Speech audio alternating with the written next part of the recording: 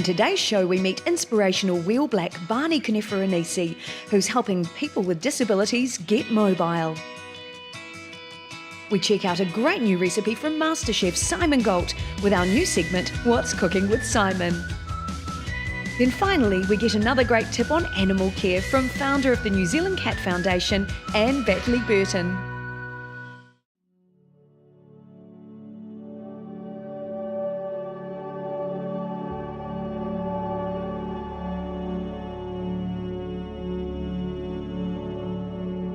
Professional athlete Barney Konferenisi has never let his disability get in the way of pursuing his dreams. Using sheer grit and determination, he has overcome incredible obstacles to represent New Zealand on the international wheelchair rugby stage. And now, Barney's ready to help other people with disabilities get mobile. My professional career as a sports person started off at the age of 14. When I first got introduced to wheelchair rugby. I started playing with a bunch of quadriplegics and paraplegics and built my way up to the Auckland team. When I turned 15, I had my first international tournament in Australia, which was a development squad going to test the waters, see how it was. And then just a few months later, I didn't take much from it. I thought, oh, this is just going to be a nice little fun tournament. A few months later, I then got selected to go to Germany. So me being the typical 15-year-old, I didn't know where Germany was. I literally thought Germany was right next to Australia. So we landed in Australia, and they were like, oh, sweet, we're here. Oh, no, this is just a stopover. And I was like, oh, okay. Then we went from Australia to China. Oh, we're here yet? No, this is the second stopover. Oh, God. And then eventually we got to Germany, and then it felt like 2 days. We got there, the entire experience was crazy. We got greeted by beautiful flight attendants, beautiful people in Germany. But the most memorizing experience was, just being a young kid and being able to leave the country and do this, do that. A year after that, I got selected to go to Korea for the Oceania, and then all these other opportunities opened up for travel. I'm 27 now, and I think I've been to at least 32 countries ever since starting when I was 14.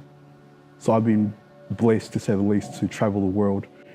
So the sport I play is wheelchair rugby. It is made up of a bunch of quadriplegics, paraplegics, just people with different disabilities. So we have a point classification that goes from 0.5 to 3.5. So 0.5 are those that have higher accidents and have lower function, whereas a 3.5 is the person with all the function in the game and they do all the ball carrying, they run the game, they do this, do that. Luckily, I'm in the 3.5 classification, so that's where my dominant side comes from. So when somebody says, okay, this is happening, like, no, this is happening because I'm running the ball, this is exactly what's going to go down. There's a lot of controversy on the court that happens most of the time, but while they're arguing, I'm already pushing down the court so that nothing passes. After playing the game, you don't feel disabled. It brings up the adrenaline, all that stored in testosterone that you never got out because of certain things that you can't do outside. And then when you get on the court, your disability doesn't matter.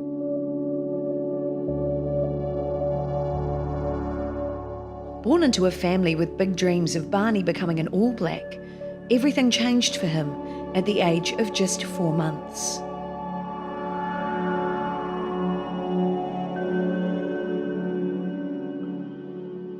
So how I became my fabulous self. Well, I contracted meningitis at the age of 4 months, which resulted in me getting parts of my right fingers amputated and parts of my left hand cut off. I did have skeleton-like legs that I did have carry on until the age of 10. And then the doctors were like, well, there's no blood flow going through there. So if we don't do something now, your son might become paralyzed because obviously it's going to become dead weight. So the thing that annoyed my family the most was the fact that I had to go through 7 to 8 surgeries every year, and then for them to later on down the line saying that none of the surgeries worked, we have to amputate your son's leg. My dad looked at them and he pretty much said it to me. He's like, he feels like I was a science experiment. And for them to come up to me after 12 years of surgery maybe close to 60, 70 surgeries for them to say that there's nothing else we can do. The best thing for your son is for us to operate and amputate his legs. When I heard that as well, I was like, well, what kind of bullshit is this? You put me through how many years of pain for you just to turn around and say, I'm sorry, but there's nothing else we can do. And when they told me that I was going to lose my legs, I was like, well, what can I do now? So it wasn't the best, but I did spend at least 3-4 months depressed in hospital because my skin was super sensitive. It was ripping. So they had to get donated artificial skin or donated skin and staple the skin together to ensure it doesn't keep ripping. Like the staple marks are still there. So staple marks all up here. So I had at least maybe 10, 15 staples in the leg. And I remember it was on my birthday. This was before I had my leg amputated. One of the most painful things was, I don't know what it's called, but it's like a circle metallic contraption with bolts. So what they did, my bone was crooked, and their idea was if we screw these bolts inside his leg, we can try and straighten his bones. Didn't. And like just thinking back at that and then thinking 3 years later saying none of that worked, we have to amputate your leg, that's super frustrating. But then later on down the line, I've learned to accept it. I looked at the positive side, like 1, I would have been paralyzed. At least I can walk. 2, at least I'm agile. At least I can move around. I'm a lot better off than most people I've met. And 3, I'm alive. If I didn't cut these legs off, a bug would have grew on my spine and would have made me less mobile, would have just killed me today. So the fact that I'm actually here, regardless of having no legs, no arm, regardless of not being able to do many things, the fact that I actually got a second chance in life and got to breathe the air that most people can't breathe, this is a massive blessing for me. So there are a lot of barriers to living life as a person with a disability. Getting out's not the best for most of us. If we do get out, we do have to dodge scooters. So the biggest headache that for people that are either visually impaired or are in wheelchairs, that you know those Lime scooters that are always that people always ride, and then when you run out of time, it just stops, and then you have to get off and walk the rest. It's not the best when we're trying to push on the footpath and the things are literally so wide and so heavy that most of us can't lift them up. So we end up having to go off the curb and look both ways and then sprint to the other side where the footpath is and sprint to the side that's open. And then once we do get to our destination, we then have to wait for the train, which sometimes never runs. And then if the trains aren't running, we have to take the bus, which isn't the best, because we always fall into instances where the bus driver sees the wheelchair or the person with the service animal or just anyone with a disability in general, and they are like, no, this is going to be a lot of work. So 9 out of 10 times every week, a person in a wheelchair or a person that's visually impaired always gets turned down by these bus services. So our next option are taxis. The trouble with taxis is that the big vans are all booked out for school runs early in the morning. So they all got contracts with the Ministry of Education. So from 6 a.m. to 9:30 a.m., they're all unavailable. For those guys that rely on these vehicles to get to their meetings or get to work or just get to important life events, most of them miss out on those certain things because they can't get that vehicle. When we call for a taxi, we always get rejected by that company because the driver, like I said, is just like the bus. The driver doesn't want to get out of their taxi. They don't want the wheelchair in their boot, or they say, we don't want dogs in our car. We order companies like Uber, Ola, and Didi, and with these companies being, their drivers being independent contractors instead of employees, they do the same things as these taxi companies do, so they don't pick us up and take us. And they say, when we take them to court, they said the driver has every right to reject us because they are independent contractors. It's their cars, their rules. So we have the other issue of females being sexually assaulted on different transport platforms. So we had a lot of women with disabilities do the survey and said that they've been taken advantage of. I want to take a longer route to raise the meter, knowing that that individual has a total mobility concession card that would chop the fare in half. So a normal fare might cost $35 to $40. If they know you have a mobility card, that fare might be $200. Because they know that you have the card, so they say if it's $200, it'll be $100. Like from, an example was 2 months ago, I went to see a gentleman that's helping me with this business as well. From my house to the CBD, Auckland City, it cost me $240 one way. Instead of spending months to years on these cases, let's put all our energy into this business, which is the rideshare that will be catering to the disabled, women, people with pets, the rainbow community, everyone. And now Barney's love of cars and getting mobile is driving him to help others with disabilities get access to transportation catering to their unique needs, enabling them to feel safe and supported while providing the vital services that people with disabilities need to stay active and integrated into society. I'm such a motorhead. I absolutely love my vehicles. Growing up, I always, the typical kid that always want to jump in the front seat when their dad goes shopping. Or literally just goes up to the grocery store when my dad goes off to work, and then I wait for him to finish because it's a short shift. I always jump in the driver's seat, pretend that I'm driving, like doing the typical changing the gears and trying to reach the foot pedal with my imaginary legs. I've always loved the sound of engines. It turns me on. So our biggest mission is to obviously start off by purchasing a wheelchair accessible van, because that's where the lack of supply is right now. Because like I said, all these vans that these guys with larger wheelchairs rely on are booked up school runs. So if we can purchase one van and then start off with that, that'll make, although the service will be slow, we're slowly fixing the issue.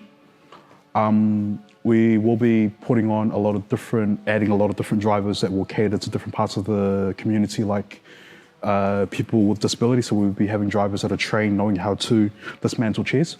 The other thing we are doing is for the female section, we are hoping to add a large fleet of women drivers. So when the female section is selected on the app, every single male driver on our platform will get filtered out, and the nearest female driver will get the job. That's just to help them feel safer.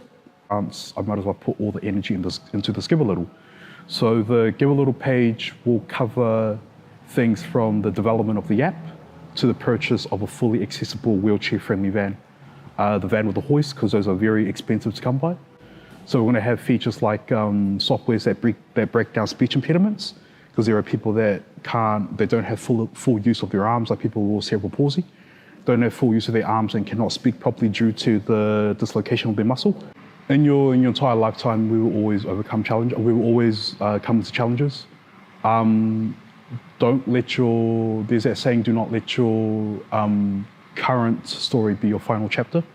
There's always a bright light. There's always something ahead of you, but you just need to work for it. Don't listen to the white noise. There will always be people on the outside saying you can't do this, you can't do that. Even with me, with my disability, people said I wouldn't be able to feed myself, I wouldn't be able to push, I wouldn't be able to think for myself. I would need 24-hour care. All of that's proven wrong because I blocked them out. So don't let anybody dictate your future. You're the one with the key, you're the one in control. To support Barney and his attempts to help people with disabilities get mobile, head to his Give a Little page.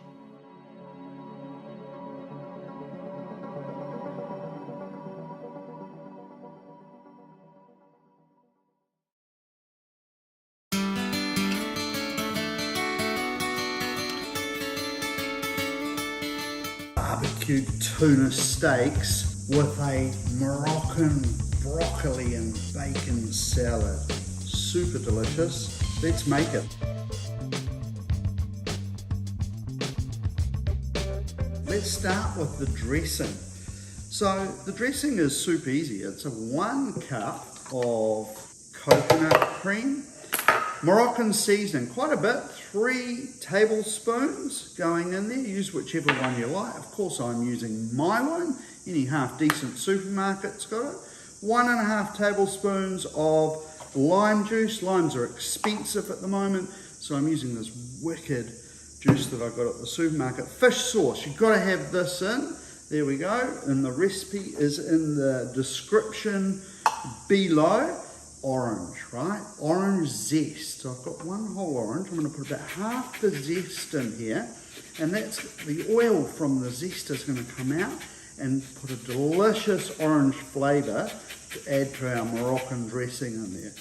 And there you go, no grating fingers off, and let's give that a whiz up.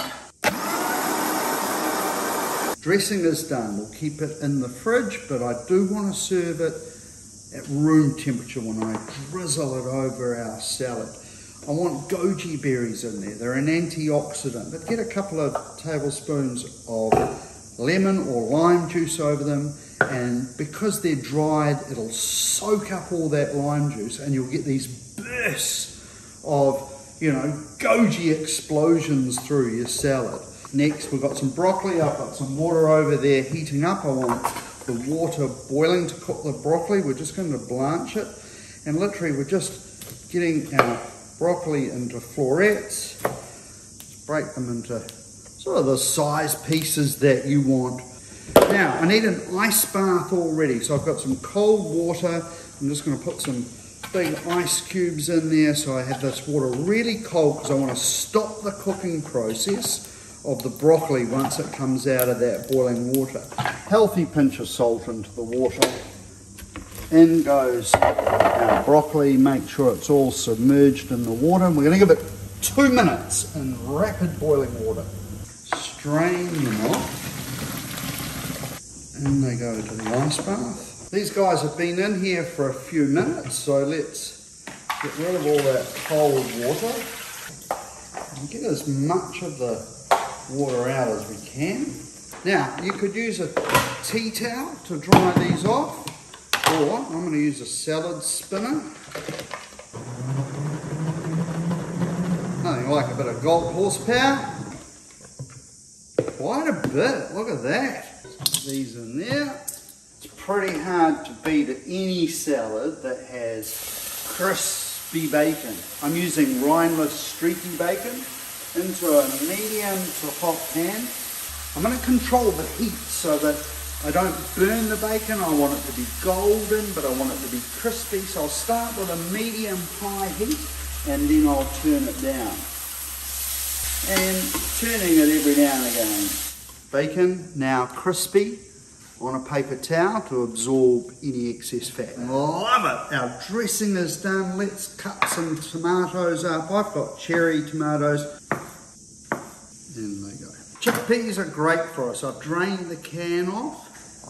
Goji berries soaking in some lime juice. You could use lemon juice. Now they're soft and they're going to be little bursts of flavour. I'm going to put the juice in as well. If you're a spicy fan, you could chop a red or green chilli up super fine and fold this through, or you could even put it into the Moroccan dressing. I will just chop that up and see how it just crumbles up now, which is exactly what I want. Got the tuna out of the fridge, because putting cold tuna into a pan or on a barbecue grill, no good. You've got to let it get to room temperature. We don't want to have icy cold tuna in the middle, do we? Because we're going to serve it rare to medium rare. Now I want to make a dressing to put over the top of our tuna. I've got some Italian leaf parsley here.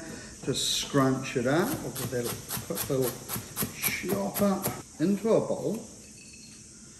Now I like chilli. You could leave this out, so I'm just going to have a little bit of red and green chilli through there, and it will add some colour to over the top of our tuna, as much or as little or none if you like, depending on how you feel about it all. Now you could take some Dijon mustard, whatever mustard you like. I'm going to keep those. They'll go in the freezer. They'll last well in the freezer. I am going to get this smoky mustard, and I'm going to get just under about half a tablespoon in there. I have got some guava balsamic. So I'm going to put equal quantities of 1, 2, 3, 4, and now 4 tablespoons of extra virgin olive oil. Now, let's just have a sneak of some salt in there, just a pinch. And that is just a little dressing that we're going to have over the tuna once it's cooked. Right, tuna. I got a big piece. I like to serve about 180 grams to 200 grams. Moisture is our enemy. When we're cooking steak or anything that's going into the pan or on the grill, you don't want it to be moist. So I'm going to give it a good dab down and get rid of all that moisture. Nicely down. We're doing a Moroccan dish, right? A Moroccan broccoli and bacon salad. We better add a little bit of Moroccan to our tuna. Some extra virgin olive oil. Get some cracked pepper on there. Sprinkling of salt. There we go. And some Moroccan seasoning, which is magically appearing for me. So I've got a little guest with me today who's going to do a little tasting with me soon. Now I just want to pop that in there. There we go. The other side too, and you can move it around so you get all of that goodness off there. The barbecue is heating up. My trusty old barbecue that just keeps going and keeps going. Now, a little extra virgin over the top of these guys. Cracked pepper, your salt, a little bit of that Moroccan seasoning. You can use Moroccan, you could use Mexican. If you have a look up here, you can see I've got a range of seasonings. And let's cook some tuna. So the key before we start barbecuing is to be organised. I've got a plate to put our cooked product on. I've got something I can leverage it off the grill. I've got some tongs. Everything is ready inside. Always just a quick, make sure the grill is good and clean. We don't need to put any oil or anything on there because we have it on our tuna. Give it a little toss around in that oil and all that lovely Moroccan seasoning. The grill is hot, and with the lid down, what I love about my barbecue is once the lid's down, it's like cooking in an oven. So you get that halo heat, and it's going to be about 200 degrees. So literally we're going to be about a minute maximum each side because we want medium rare tuna, and the tuna is at room temperature. Coming up a minute, and you can see that it's cooking up the side of the tuna. You can see it there, more so at the back than this front guy. So I'm going to go, yeah, time to turn. Wait a moment or two with these ones. Here we are, we're getting some cooking up the side on this one. Another minute on that side. Where's my beer? No assistant to get me a beer. It's a beautiful day. Look at that. Beautiful. And see how easily it comes off the barbecue because we just oiled it, and you can see that lovely Moroccan crust we've got on the tuna. How delicious does that look? Tuna is done. It's been resting just a little bit. I've got this beautiful dressing here ready to go.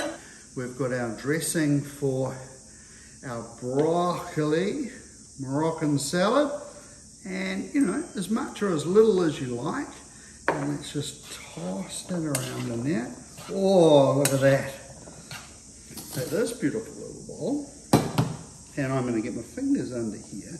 And this way it gives your salad that lovely height that we want to get. Just a few more little ones around the side. The bacon can go on over the top, that crispy bacon. I'm going to save a little bit for later. I've got a couple of different plates here. Serve some of that on there. We could cut this, or we could do it rustic and just snap it in half like that. See, it's lovely and moist. It's glistening in the middle. There we go. And if you didn't have this dressing, you could just drizzle a little olive oil and lemon juice. Boom, you're done. Put it on the plate. Delicious.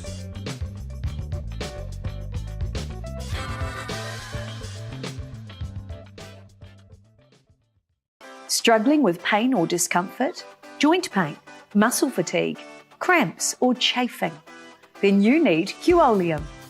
Queolium is a range of organic and natural New Zealand Indigenous plant-based muscle relief creams, cooling gels, and anti-friction creams designed to soothe away aches, pains, or skin irritation. Originally designed by a physiotherapist to support the recovery of pro athletes, Queolium muscle rubs and anti-chafing creams are a great choice for hardcore athletes, sporty kids, or those with injuries, arthritis, or daily aches and pains. So order yours now in the Guide to Better Living online store and use the coupon code GUIDE10 in the cart to secure a 10% discount. Reclaim your life and your movement with Queolium.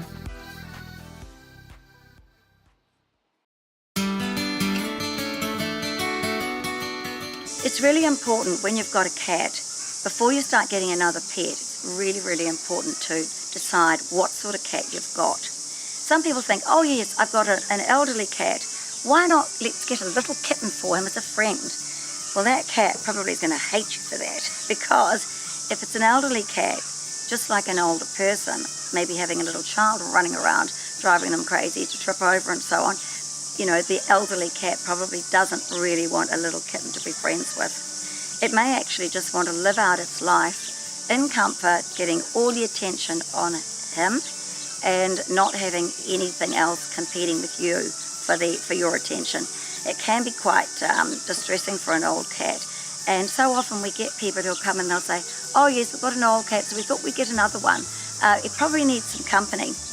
I think it's more likely that the poor old cat's going to pass away very quickly because it's feeling that it's being usurped.